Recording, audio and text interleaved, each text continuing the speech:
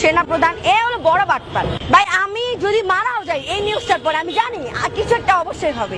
এই নিউজটার পর যদি আমি মারাও যাই তা আমার আশ্বাস থাকবে না, কারণ আমি বলতে পারছি কথাটা। সেনা প্রধানের প্রতি প্রত্যেকটা মানুষের অভিযোগ, ও কেন হাসিনারে পালাইতে দিচ্ছে। হাসিনাকে আমরা অপরাধী সাব্যস্ত করতে পারিনি এই 9 মাসে, শুধুমাত্র অপরাধী যেখানে গণহত্যা করছে। হাসিনা গণহত্যা করছে, এটা জুলাই সুতমারানির ফলাগা সুতমারানিকে বক্তব্য, তাই না? বিশেষ করে এই যে সুদানির বক্তব্য, এই যে পুলিশ যে হত্যার এখন যে পুরা বাংলাদেশ বিচার চাইতেছে, এই গণহত্যাগুলা কে করছে?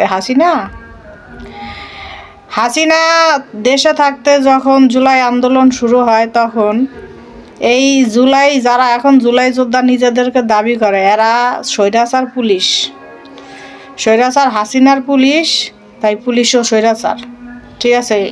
এই কথা বইলা বাংলাদেশে পুলিশ গণহত্যা করছে। এই শেখ হাসিনা যে গণহত্যা করছে ওইটা তো খালি বালি, ঠিক আছে? ওটা গেছে আউয়াল। এখন গিদ্দাম এই যে বর্তমানে, ঠিক আছে, বর্তমানে কি চলতেছে? পুলিশ হত্যা। তোমরা বিচার চাও, ওই পুলিশ হত্যার বিচারটা তোমরা আগে পাইবা, ঠিক আছে? তারপর ওই যে হাসিনা গণহত্যা। আর একটা কি করলি? সুতমারানি শেখ হাসিনা ফলাইছে।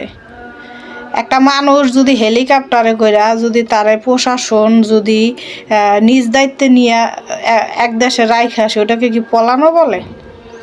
শেখ হাসিনা নিজের ইচ্ছায় দেশ ছাড়ছে, দেহা তোরা জয়ী হইছস।